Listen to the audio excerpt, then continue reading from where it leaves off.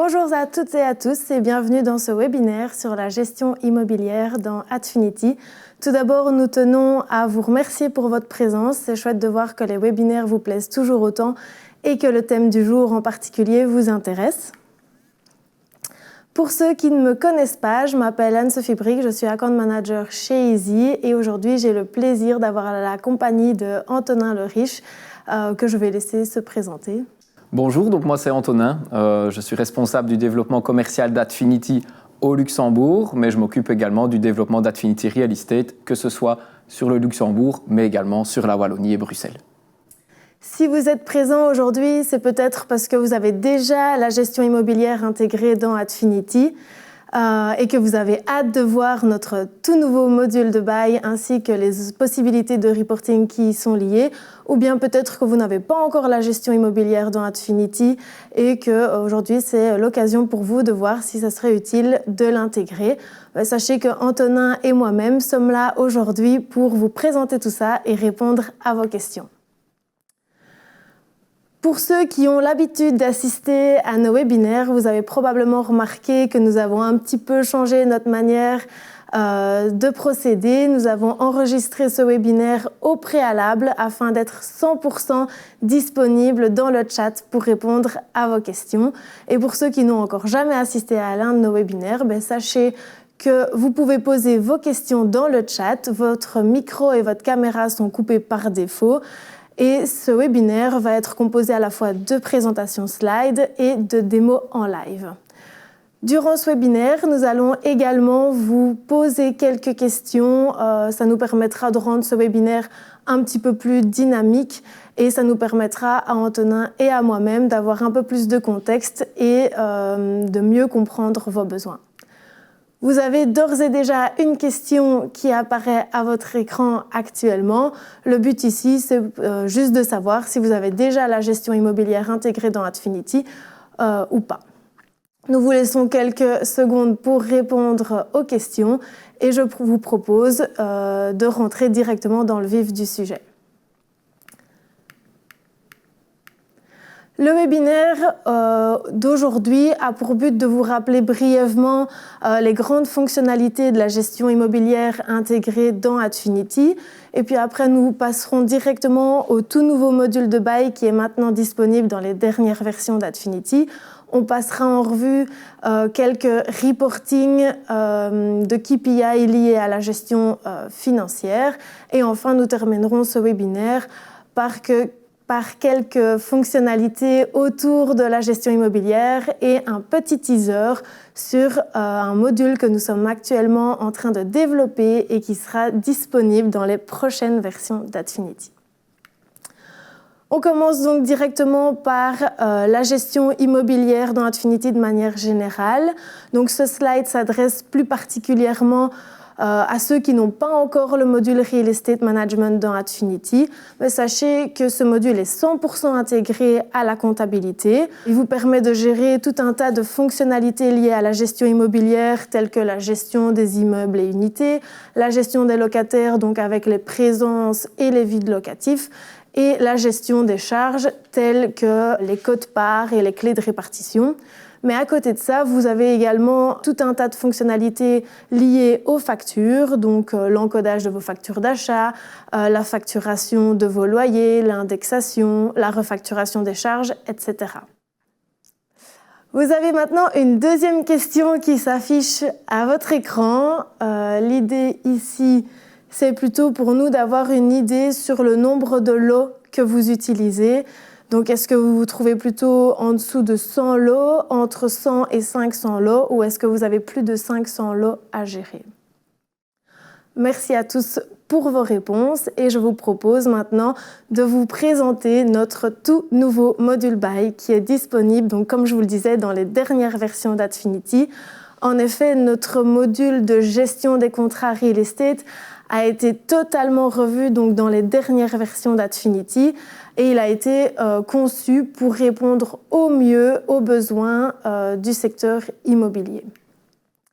Dans ce tout nouveau module de bail, nous avons un tout nouveau menu dédié et un nouveau programme qui centralise toutes les informations liées à la gestion de vos baux et qui vous donne accès à l'historique, notamment des indexations et des facturations. Nous avons également ajouté un contrôle à l'encodage qui permet d'assurer une cohérence des données. Nous avons amélioré tout un tas de performances dans différents programmes et processus de gestion immobilière. Nous avons simplifié les processus de création des baux et des avenants, mais aussi les processus de facturation et d'indexation de ces baux. Et évidemment, qui dit nouveau module de bail dit nouvelle fonctionnalité.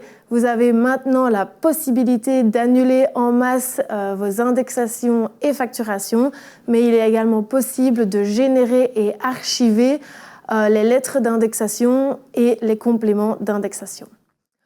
Mais je vous propose de directement passer tout ça en revue avec Antonin dans Adfinity en direct. Parfait. Nous sommes donc connectés dans Adfinity et je retrouve ici mon nouveau module de bail. Alors je vais retrouver le tout nouveau programme dont Anne-Sophie vous parlait, la gestion des baux. On va y revenir juste ensemble après. Je vais retrouver ici 2 programmes pour pouvoir facturer et indexer en masse mes baux. Et si j'ai fait une petite erreur, j'ai la possibilité d'annuler ce que je viens de générer en masse, donc soit l'indexation, mais également la facturation. Je vous propose de découvrir le nouveau programme de gestion des baux. Donc ici, voilà, vous le retrouvez au centre. Contrairement à avant, où vous aviez une ligne par unité pour vos locataires, ici, on va retrouver une fiche principale. Et lorsqu'on va rentrer dedans, on va le faire juste ensemble après, vous allez retrouver les différentes lignes des contrats. Ici, en l'occurrence, par exemple, de Julien Ménard. Vous avez la possibilité, évidemment, d'importer en masse des baux. Ceci est assez pratique si, par exemple, vous achetez un nouvel immeuble avec déjà énormément de locataires dedans. Plutôt que de créer les baux un à un, vous allez pouvoir les importer en masse depuis un fichier Excel, par exemple.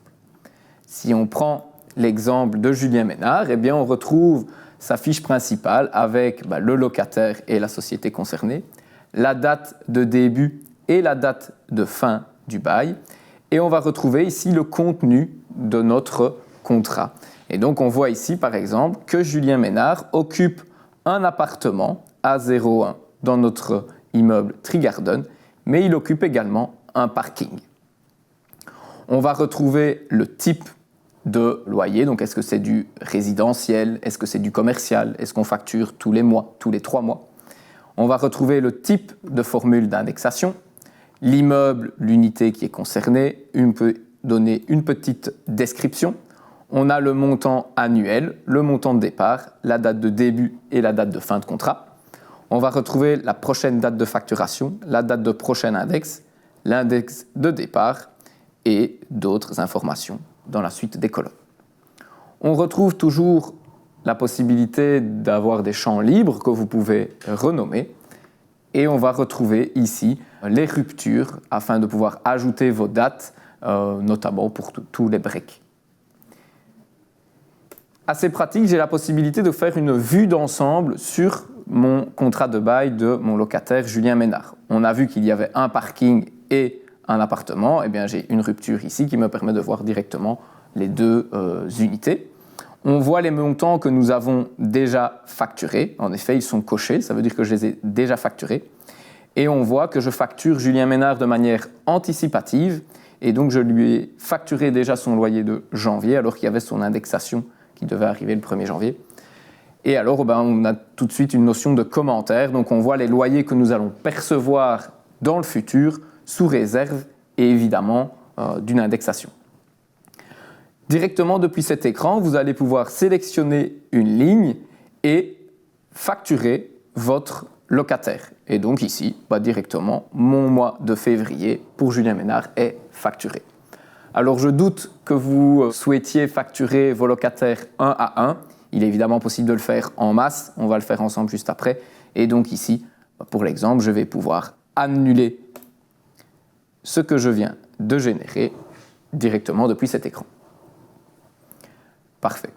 Nous allons maintenant pouvoir ensemble créer un nouveau contrat de bail. Donc, on va travailler avec le locataire Accenture. Au niveau du numéro du contrat, on va indiquer le contrat numéro 7. C'est un contrat qui débute le 1er septembre 2023 et qui se terminera le 31 août 2025. Au niveau de la description, on va indiquer simplement by Accenture. On va maintenant ensemble pouvoir créer le contenu ici des différentes unités qui composent mon contrat de bail. Il y a deux possibilités pour créer ce contenu. Soit on passe par l'écran complet, la fiche, soit directement ici dans l'écran via la ligne. On va faire les deux exemples ensemble et on va commencer par l'écran complet, la fiche. Première information à indiquer, le type de contrat de bail. On va retrouver ici différents types comme vous les avez créés. Donc par exemple, un loyer résidentiel mensuel, un loyer pour du parking, du commercial, un loyer ici qui est plutôt trimestriel. Bref, comme par le passé, vous allez pouvoir créer vos différents types de bail où on va retrouver la période de facturation, etc. Ici, avec Accenture, c'est un loyer commercial trimestriel. L'unité qui est concernée, c'est Malaga 01. Le montant annuel, on va partir avec 36 000 euros. Adfinity calcule automatiquement le montant trimestriel. Au niveau de la description, on va laisser la même que celle qui est proposée. La date de signature pourrait être différente de celle de l'entête, mais c'est ici, on va reprendre la même. On pourrait toujours renseigner une date d'avertissement. Je vais laisser vide pour ce contrat. Au niveau de la facturation, on va facturer à partir du 1er septembre 2023 jusqu'au 31 août 2025. Adfinity calcule la prochaine date de facturation, la première facturation, tout est bon. Au niveau de l'indexation, à nouveau, vous allez pouvoir retrouver les différentes formules d'indexation que vous avez créées dans l'application. Et ici, on va travailler avec l'indexation belge classique. Vous pouvez mentionner ici la date de prochaine indexation. C'est le 1er septembre 2024. Et ensuite, concernant l'index de départ, vous avez deux possibilités. Soit vous connaissez l'index directement et donc vous le mentionnez ici, ou alors, c'est plutôt mon cas, je ne connais pas l'index et donc je vais dire à Adfinity d'aller rechercher l'index au 1er août 2023 et Adfinity ira le prendre comme indice de base. Toujours la possibilité de mentionner des analytiques, on ne va pas le faire ici. Et voilà, ma ligne est directement créée ici dans le contenu. Deuxième possibilité, c'est de créer, comme je le disais, directement ici, sans passer par la fiche. Lorsque vous êtes habitué, par exemple ici, on va dire que c'est pour le parking. On va reprendre la même formule d'indexation. Ça concerne cette fois-ci l'unité parking 01. Le montant annuel, on est plutôt sur 12 000 euros. Date de début, date de fin, tout ça, je vais laisser la même chose. Hop, je vais juste redire le même index, tac, et ma ligne est directement créée. J'ai la possibilité de consulter la vue d'ensemble du bail qu'on vient de créer ensemble. On voit la création du bail, on voit les montants que nous allons percevoir. La même chose qu'avant, sous réserve d'indexation pour les loyers de l'année suivante. Ce qu'on va pouvoir faire ensemble maintenant, c'est indexer nos loyers. Pour cela, on va dans le programme d'indexation des baux. On va pouvoir renseigner une date pivot. On va indexer à partir du 31 janvier 2023. On va prendre la date pivot du 31 janvier 2023.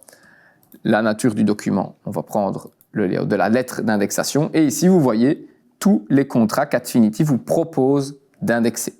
Ici, on va les sélectionner tous et on va valider.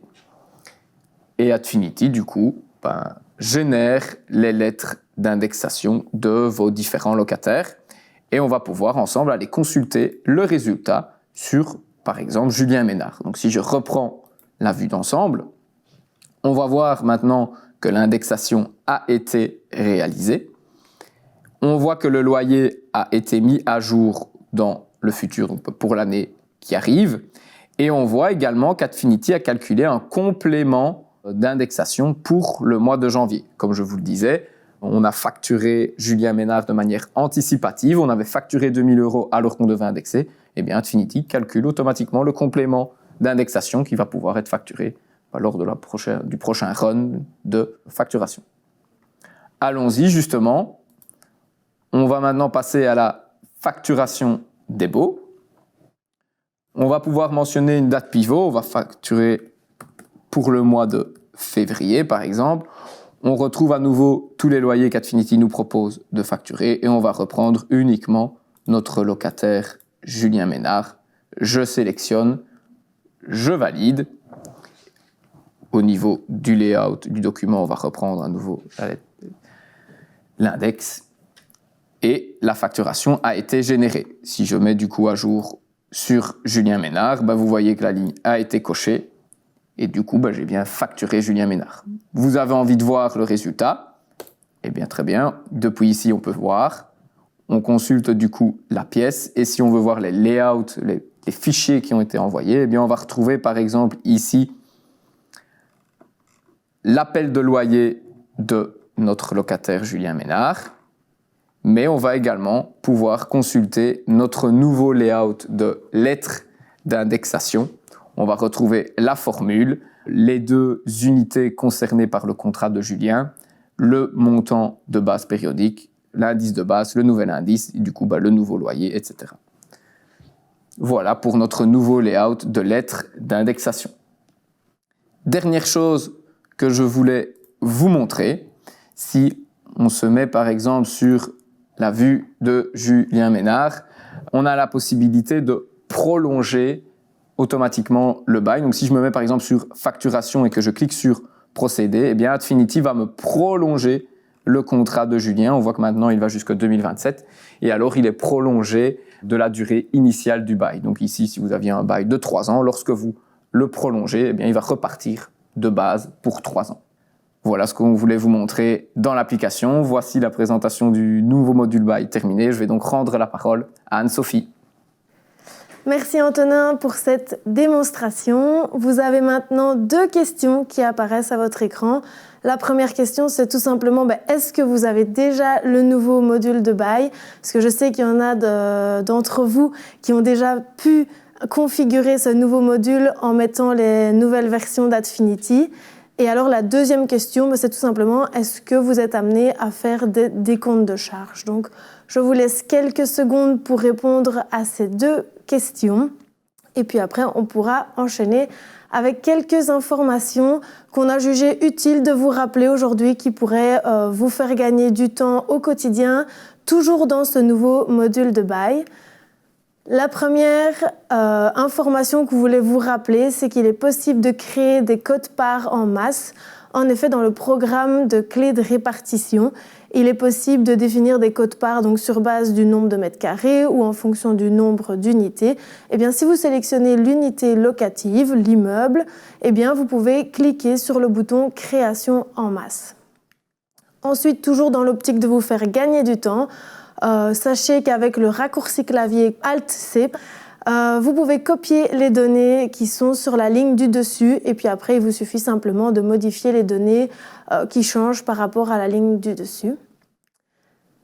Enfin, sur chaque unité locative, il est possible de venir configurer le calcul d'indexation sur base soit du montant actuel, soit du montant de base. Et puis après, vous avez dans l'encadré en dessous le détail du calcul qui va être appliqué. Voilà qui clôture la partie liée au module bail dans Adfinity et on va pouvoir enchaîner avec les possibilités de reporting et je vais passer la parole à Antonin.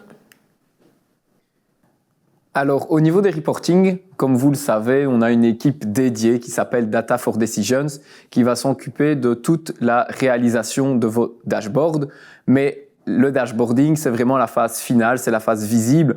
On commence toujours nos projets par une phase d'analyse. En effet, il est essentiel d'analyser un petit peu la stratégie de l'entreprise, les KPI qui sont importants pour vous, que vous allez devoir mesurer. On va ensuite analyser la manière dont on peut récolter ces données, comment on va faire communiquer les données qui viennent d'Adfinity avec les données qui viennent d'un autre logiciel, s'il y a besoin de prendre les données qui viennent d'un autre logiciel. on va attaquer la partie Data Warehouse, ensuite la partie transformation des données, cleaning. Et une fois qu'on a fait tout ce travail, on peut passer à la partie dashboarding. Et alors là, on va travailler avec des technologies comme Power BI, Qlik, mais bien évidemment également Spoon. On va pouvoir faire une multitude de reporting différents. On a d'ailleurs quelques exemples à vous montrer au niveau de dashboard déjà réalisés au niveau du secteur immobilier. Et je vous propose du coup de passer directement dans ce dashboard. Je suis donc connecté ici, j'ai accès à mon dashboard. Vous allez retrouver sur la gauche ici les différents types de biens que ma société loue. Donc je retrouve par exemple des appartements, des immeubles commerciaux, des locaux d'archives, etc. Vous allez pouvoir retrouver le pourcentage d'occupation. En effet, ici le but c'est de calculer un peu l'occupation, les vacancies, c'était typiquement un tenancy schedule. Donc on voit le nombre d'unités dans chacun de mes types de biens, le loyer que je perçois et le loyer si il est indexé.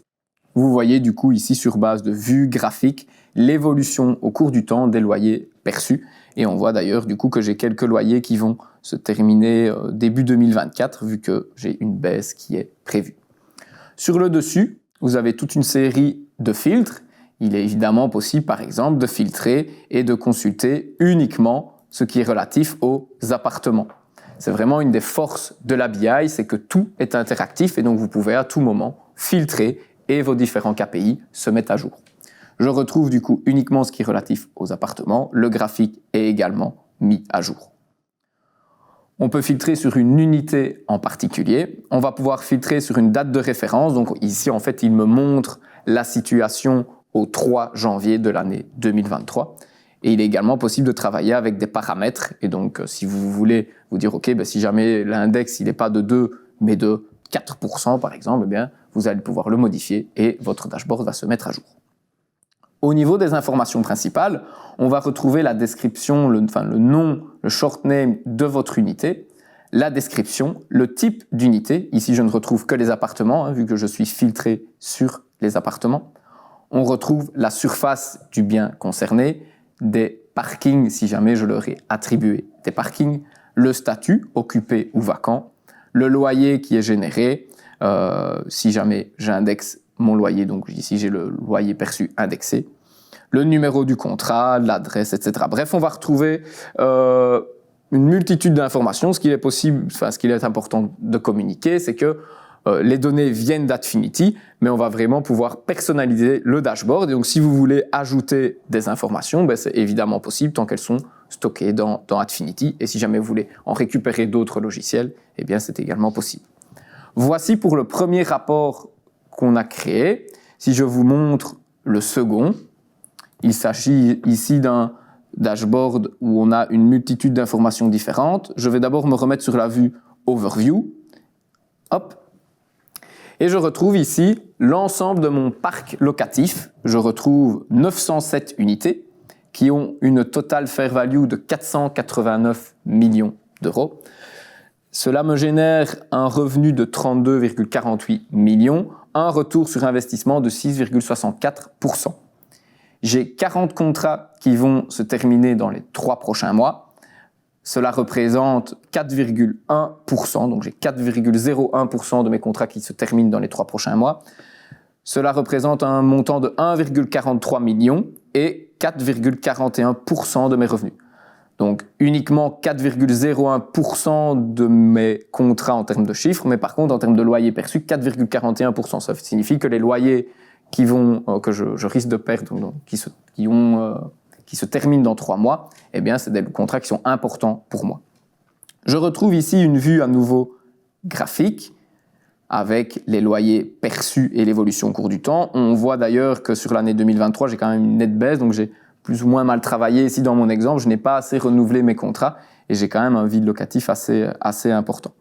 On voit ici les revenus par unité. Donc, j'ai l'Empire State Building qui génère 39,85% de mes revenus. La Trump Tower, 30,18%. La Blue Tower, 15,54%, etc. À nouveau, comme le dashboard précédent, c'est interactif. C'est-à-dire que si je clique sur l'Empire State Building, on voit que j'ai 218 unités dans l'Empire State Building, ça vaut 80 millions d'euros. Cela me génère 13 millions de revenus et le retour sur investissement est très intéressant dans l'Empire State Building. Par contre, on voit que là, j'ai énormément de contrats qui se terminent et il est temps que je remette sur le marché certains de mes biens. Si je clique sur la Blue Tower, par contre, là, je vois que la situation est différente. C'est OK, j'ai 107 unités, 38 millions de fair value, etc. À nouveau, tous les filtres sur le dessus si vous souhaitez filtrer. On a la possibilité de définir plusieurs feuilles de calcul. Et si je passe à la feuille suivante, qui est plutôt une analyse de mes loyers perçus, je vais retrouver ici les revenus par location, donc par localisation. Je vois que j'ai 70% des loyers qui viennent de New York, 15,54% de Bruxelles et 14% qui viennent de Rotterdam. On voit la répartition par immeuble. Bon, c'est une vue différente, mais au final, c'est le même résultat qu'avant. On le voit ici sous forme de pie chart, donc 39,85% pour l'Empire State Building, etc. Et on voit que je fais énormément de bureaux, donc 80% de mes revenus, ce sont des bureaux. Ensuite, c'est des parkings, 11%, etc. On voit que j'ai 40 contrats qui se terminent dans les 3 prochains mois. J'en ai 65 qui terminent à l'horizon 4-6 mois et j'en ai 76 qui se terminent dans les 6 à 9 mois. Vous avez ici la possibilité de consulter les loyers perçus année par année, immeuble par immeuble, avec toujours la possibilité de voir au niveau de l'immeuble, mais également de l'étage, et puis continuer le split par exemple par unité. On voit également le revenu par société, donc mon plus gros locataire c'est Zoox, ensuite Airbnb et ensuite Easy, pour lequel je perçois 5 millions de loyers annuels.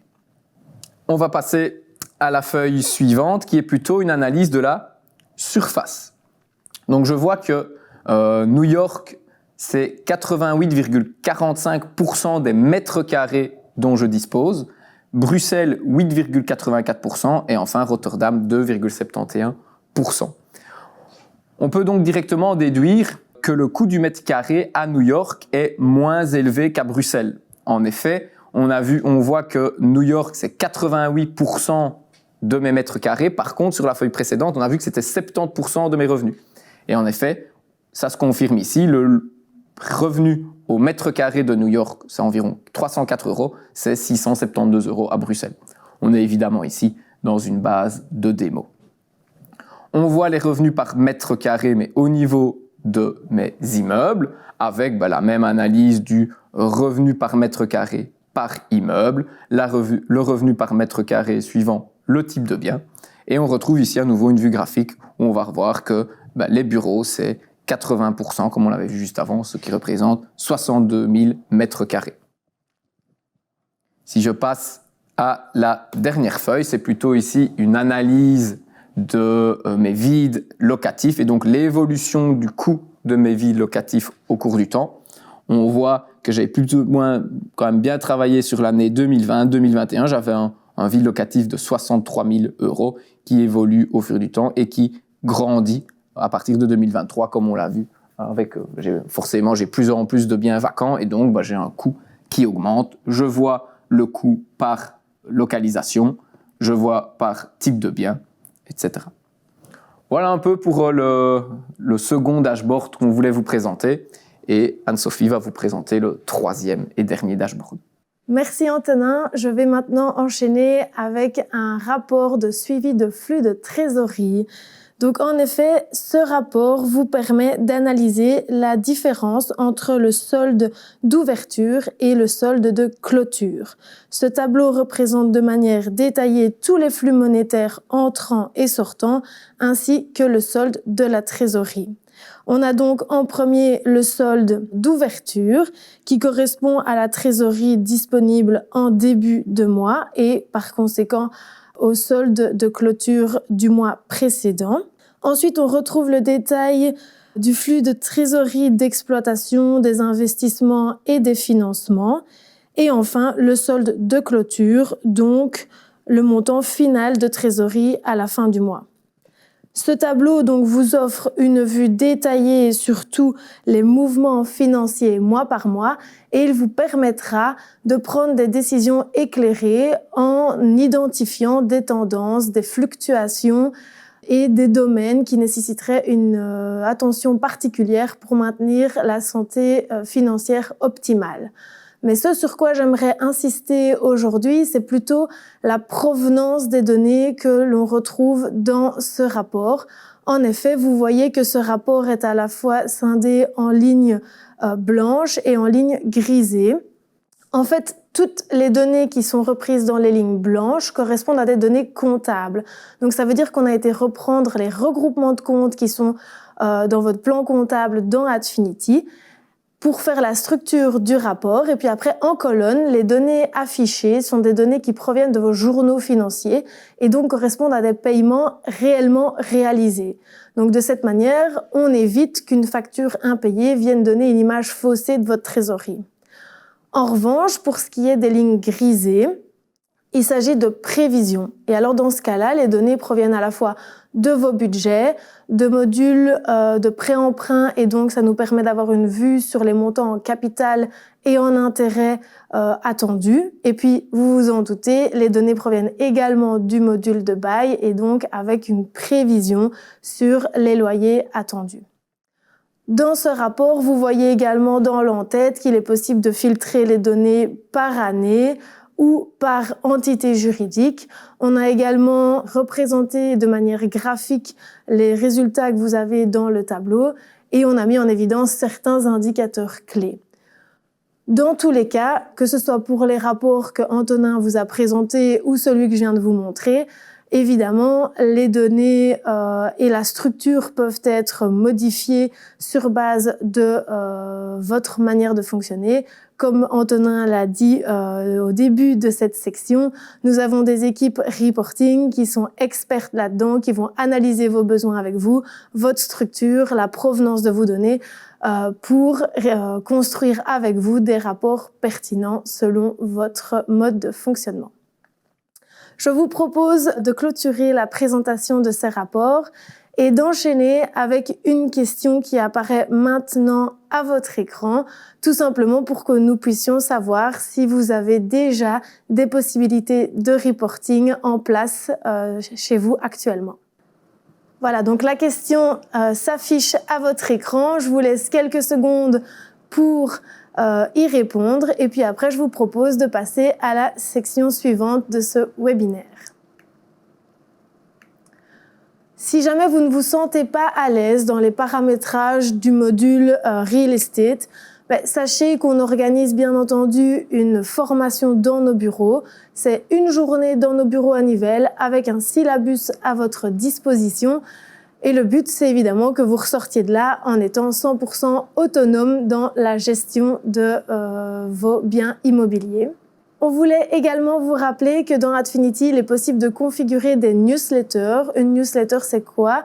C'est un mail qui est envoyé automatiquement sur base de critères que vous avez définis au préalable. Donc, vous pouvez choisir le destinataire, la fréquence à laquelle vous recevez ces emails. Et sachez que toute information qui est présente dans Adfinity peut faire l'objet d'une newsletter. Sur ce slide, on a donc repris des exemples de newsletters qui ont déjà été créés pour vos baux dans le cadre du module Real Estate Management. Et donc ici, vous avez un exemple d'une newsletter qui a été envoyée avec tous vos contrats de bail qui arrivent à échéance dans les prochains mois. Dernière question qui apparaît maintenant à votre écran, uniquement pour savoir si vous avez déjà des newsletters qui ont été configurés dans Adfinity, que ce soit pour la partie comptabilité ou liée à la gestion immobilière. Merci d'avoir répondu à la question. Je vous propose maintenant de terminer ce webinaire par un petit teaser sur un module que nous sommes actuellement en train de développer et qui sera disponible dans les prochaines versions d'Adfinity. Ce module, c'est le module Facilities Management qui a pour but vraiment de vous faciliter la gestion de tous vos biens. En effet, vous serez maintenant capable d'encoder un tas d'informations liées à vos biens, de savoir exactement quels sont les biens qui sont situés dans quels immeubles, mais surtout, ça va vous permettre un suivi optimal de toutes les maintenances et entretiens à faire sur vos biens. En effet, par exemple, vous avez un ascenseur, vous devez suivre, est-ce que la maintenance a bien été faite? Si oui, quand et à quel prix? Tout ça, ça va être possible grâce à notre nouveau module de Facilities Management. Évidemment, il sera également possible de construire des tableaux de reporting pour avoir une vue sur les coûts de maintenance à venir, etc., etc. Comme vous le savez, nos équipes sont prêtes pour vous aider à construire tous vos rapports. Voilà qui termine notre webinaire sur la gestion immobilière. Merci à tous pour votre présence et votre participation. On vous demandera de prendre encore 2 petites minutes pour répondre à un tout dernier questionnaire qui vise plutôt à avoir votre feedback général sur ce webinaire et de nous dire ce que vous avez pensé des fonctionnalités qu'on vous a présentées. Vous savez, on est toujours dans une optique d'amélioration, donc vos feedbacks sont super importants pour nous pour être sûr qu'on répond toujours à vos besoins. Encore merci à tous et à très bientôt. À bientôt.